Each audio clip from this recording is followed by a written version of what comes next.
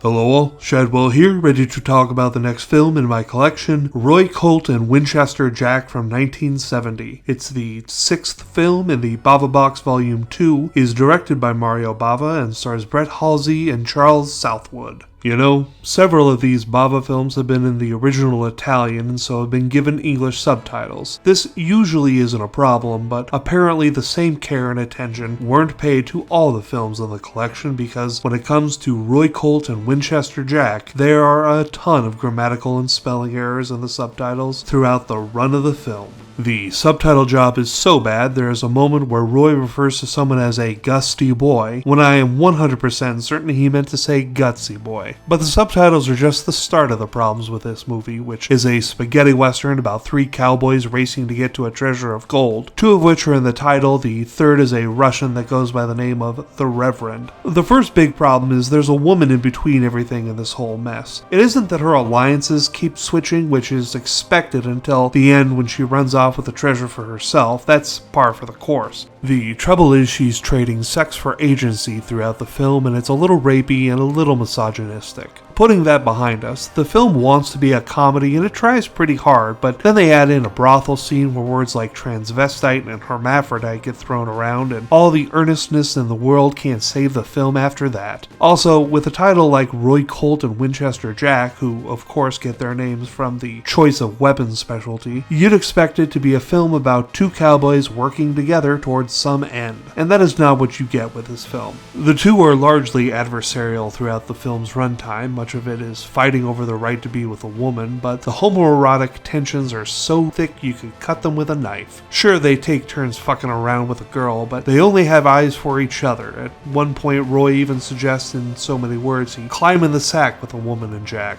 That brothel scene I talked about earlier stops this film dead in its tracks, and it never really starts back up after that, which is really unfortunate because this could have been something charming from Bava that we didn't expect coming. Well, fuck me, I guess.